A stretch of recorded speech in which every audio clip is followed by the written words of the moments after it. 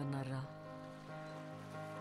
দুদিন আগে রিলিজ করে গেছে রোমান্টিক অ্যাকশন থ্রিলার মুভি, যেটা আসলে তেলেগু মুভি, যার নাম হচ্ছে থান্ডেল।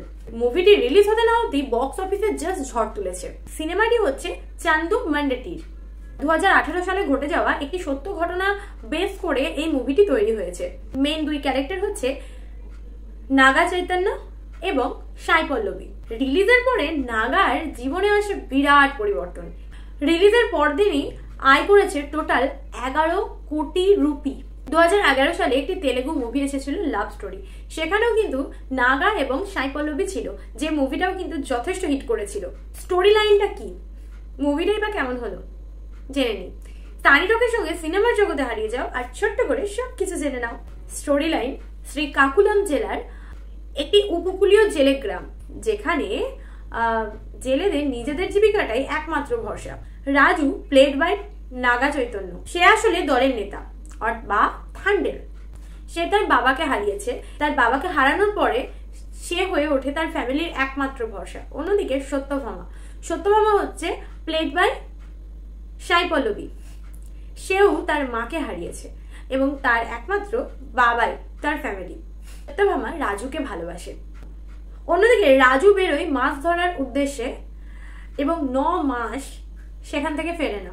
সত্যভামা রাজুকে বিয়ে করার স্বপ্ন দেখে আর সে রাজুকে বলেছে যাতে সে এই মাছ ধরার জীবিকাটা ছেড়ে দেয়, কিন্তু রাজু জেলে হিসেবে নিজের দায়িত্ব ফেলবে কি করে। একসময় রাজু এবং তার ক্রুরা তার অজান্তেই পাকিস্তানের জলের সীমানা পেরিয়ে যায় এবং করাচির কারাগারে আটকে পড়ে। এরপর থেকে শুরু হয় রাজুকে ফিরিয়ে আনার জন্য সত্যভামার লড়াই। কোন কোন চ্যালেঞ্জের মুখে পড়তে হয়েছে সত্যভামাকে রাজুকে ফেরাতে গিয়ে, সেটা তো তোমরা মুভি দেখলে বুঝতে পারবে। ফার্স্ট হাফটাতে মোটামুটি রাজু এবং সত্যভামার লাভ স্টোরিটা তোমরা দেখতে পাবে। 9 মাস সমুদ্রে কাটায় রাজু এবং মাত্র 3 মাস একসাথে থাকার স্কোপ পায়। আর করাচি কারাগারে আটকে পড়ার পরে কি কি ক্লাইম্যাক্স রয়েছে বা কি কি ঘটনার সম্মুখীন হতে হয়েছে সবকিছু তোমরা সেকেন্ড হাফে দেখতে পাবে। ওটা মুভিটা তোমাদের খুব একটা বোর লাগবে না, খুব একটা না, একদমই বোর লাগবে না, কারণ দুটো হাফ কিন্তু দু রকম ভাবে এখানে ভাগ করা হয়েছে, যেখানে বোর লাগার নো চান্স। মুভিটিতে রোমান্স, ইমোশন, দেশপ্রেম এবং বন্ধুত্ব সবকিছুই একটা মিশেল বলতে পারো, যেটা সবার মন জয় করবে।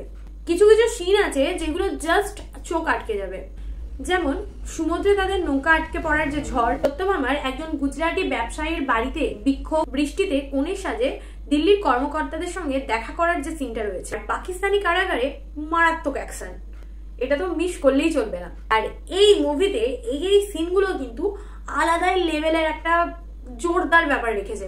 পৃথ্বীরাজের যে ফ্ল্যাশব্যাক অংশটা রয়েছে সেটাকে ডায়লগ দিয়েও চালানো যেত। স্টোরি বলার যে প্যাটার্ন দারুণ।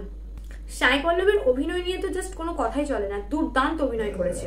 তার সাথে ইমোশন এবং ছোট ছোট চ্যালেঞ্জগুলোকে এত সুন্দরভাবে প্রেজেন্ট করেছে যেটা নিয়ে বলারই কোনো অবকাশ রাখে না।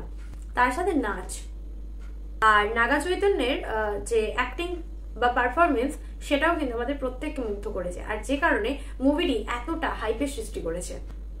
তবে মুভিটির রান টাইম একটু লং, 2 ঘন্টা 25 মিনিট।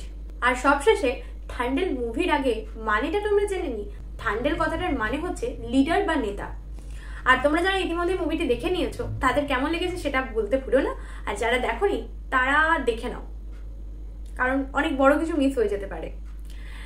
আর সানি টকের সঙ্গে সিনেমা নিয়ে বকবক হয়েছে শেষ। আবার আসবো নতুন মুভি নিয়ে। তোমরা সবসময় থাকো ফ্রেশ, আর যাওয়ার আগে সাবস্ক্রাইব বাটনটা প্রেস করে যেতে ভুলো না।